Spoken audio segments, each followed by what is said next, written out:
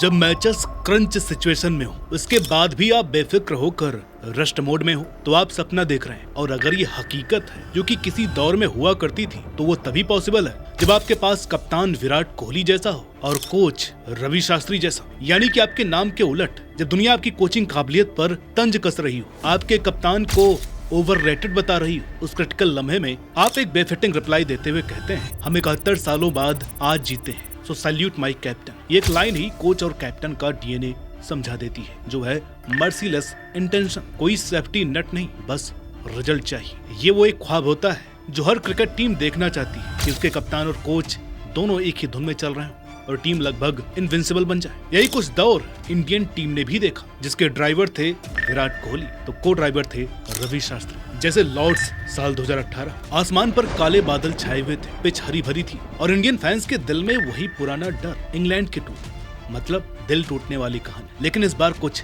अलग था। कोहली की आंखों में लाइटनिंग फोकस था, रवि शास्त्री के चेहरे पर एक डिप्लोमेटिक स्माइल। स्माइल उम्मीद की नहीं, यकीन की थी। डायरेक्टर से कोचिंग तक रवि शास्त्री ने कोहली को एक वाइस कैप्टन से कैप्टन बनते हुए न केवल देखा, बल्कि दोनों ने कैसे एक इमोर्टल टीम तैयार की जो न केवल जीतना जानती थी, बल्कि उस जीत के पीछे एक स्टेटमेंट छोड़ जाती थी कि we are here to win. आज बात करते हैं आखिर क्यों शास्त्री कोहली का दौर इंडियन क्रिकेट के लिए सबसे बड़ा वरदान था। बात करेंगे अवे विंस की, फिटनेस स्टैंडर्ड्स की, तेज गेंदबाजी की, रिवोल्यूशन की और उस बेरहम माइंडसेट की जिसने इंडिया को बदल दिया। और केवल 6 पिलर्स पर उन्होंने टीम का डायनामिक्स ही बदल डाला। नमस्कार, मेरा नाम है अनुराग सूर्यवंशी और आप देख रहे हैं क्रिक माइंड।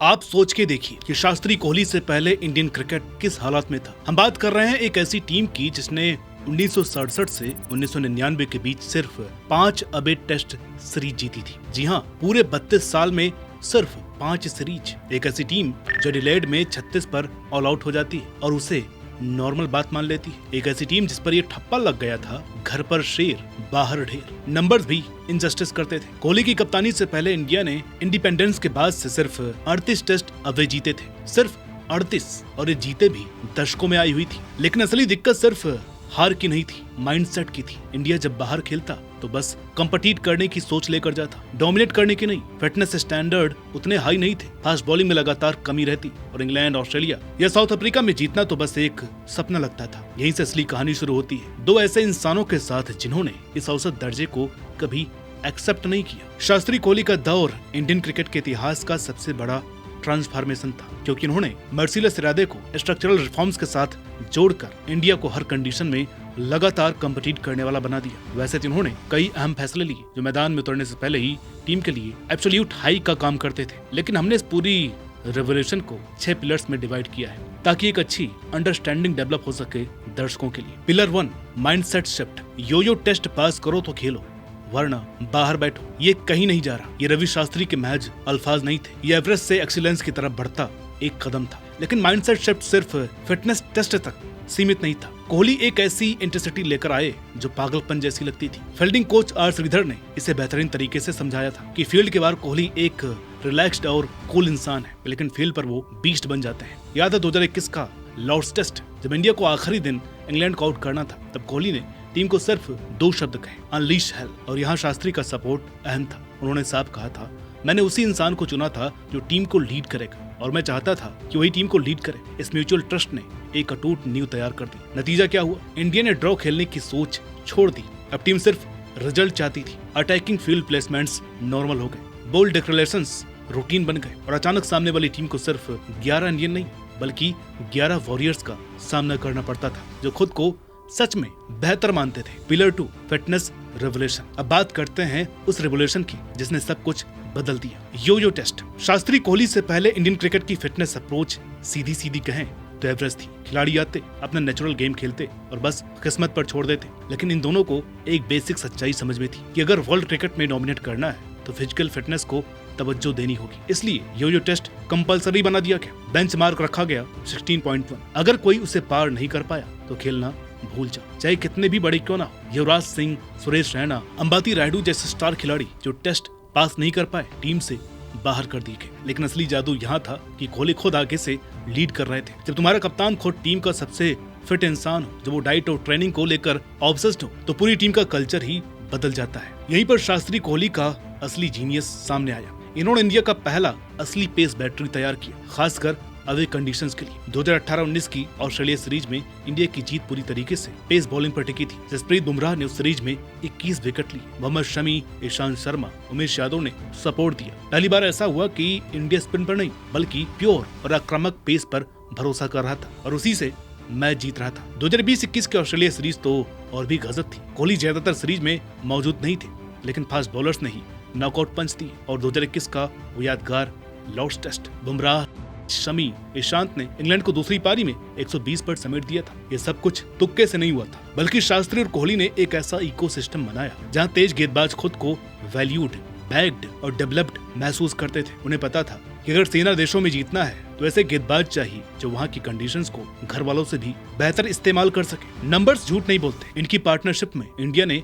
16 अवे टेस्ट जीते, उतने ही जितने पिछले कई दशकों में जीते थे। और इन जीतों का बड़ा कारण था इंडिया का पेस अटैक। पिलर 4 ये हमारे लिए सबसे बड़ा मौका है भी। ये लाइन ईशांत शर्मा ने 2018-19 ऑस्ट्रेलिया टूर से पहले कही थी और वो मौका ऐतिहासिक बन गया। इंडिया पहली एशियन टीम बनी जिसने ऑस्ट्रेलिया में टेस्ट सीरीज जीती। 150 साल से ऊपर के टेस्ट क्रिकेट में किसी एशियन टीम ने ये कारनामा नहीं किया था, लेकिन कोहली शास्त्री के इंडिया ने इसे सच करके दिखाया। लेकिन बात सिर्फ ऑस्ट्रेलिया तक नहीं रुकी। इंडिया ने 2018 में साउथ अफ्रीका में भी टेस्ट जीता। 2017 में श्रीलंका को 3-0 से हराकर पहली बार वहां पर व्हाइट वॉश किया। T20 series south Africa, New Zealand, England और ऑस्ट्रेलिया सब जगह जीती। माइंडसेट पूरी तरीके से बदल चुका था। अब इंडियन टीम बाहर जाती तो शर्मिंदगी से बचने के लिए नहीं बल्कि जीतने की उम्मीद लेकर के जाती। चेतेश्वर पुजारा के 2018-19 ऑस्ट्रेलिया सीरीज में बनाए गए 521 रन, ऋषभ पंत की काउंटर अटैकिंग सेंचुरीज, बुमराह के डेडली स्पेल्स, ये सब किसी एक दिन की चमक नहीं थे बल्कि एक सिस्टम का नतीजा थे। मुझे पता है कि आप में से बहुत सारे लोगों ने अभी भी इस वीडियो को लाइक नहीं किया है, तो प्लीज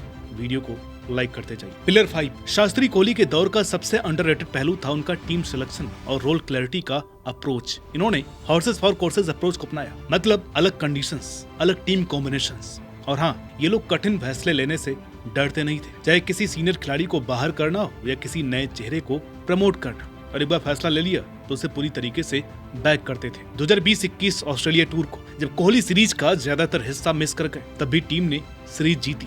ये किस्सा एक खिलाड़ी की ब्रिलियंस नहीं थी बल्कि एक वेल ऑयलेड सिस्टम की पहचान थी। इन्होंने बेंच डेप्थ भी गजब की बना दी। सिर्फ फास्ट बॉलिंग में देख लीजिए, बुमराह, शमी, ईशांत, सिराज, उमेश यादव और बाकी ना सब हमेशा तैयार रहते थे। चोटें लगती तो अगला खिलाड़ी बिना किसी गैप के परफॉर्म कर देता। इस सिस्टमेटिक अप्रोच का नतीजा ये हुआ कि इंडिया सिर्फ 2-3 स्टार्स पर डिपेंड नहीं रहा। पूरा स्क्वाड जानता था इनका रोल क्या है और जब बुलाया जाएगा तो डिलीवर करना है। हालांकि इनका अप्रोच आक्रामक था, लेकिन तैयारी बेहद बारीकी से होती थी। शास्त्री और कोहली ने अपोजिशन के मैचअप्स समझे, कंडीशंस को गहराई से एनालिसिस किया और एनालिटिक्स को क्रिकेटिंग इंस्टिंक्ट के साथ मिक्स किया। जैसे 2018-19 ऑस्ट्रेलिया की तैयारी, ऑस्ट्रेलियन कंडीशंस और प्लेइंग स्टाइल्स पर एक्सटेंसिव एनालिसिस किया गया था, लेकिन इन्होंने कभी डेटा को गेम के इंस्टिंक्ट से ऊपर नहीं रखा। ऋषभ पंत को टीम में रखना और उनका अटैकिंग अप्रोच को लगातार बैक करना, ये डिसीजन ट्रेडिशनल सोच के खिलाफ था, लेकिन बार बार इसका फायदा मिला। हाँ, शास्त्री कोहली के दौर में इंडिया कोई आईसीसी टूर्नामेंट नहीं जीत पाए। 2019 वर्ल्ड कप का सेमीफाइनल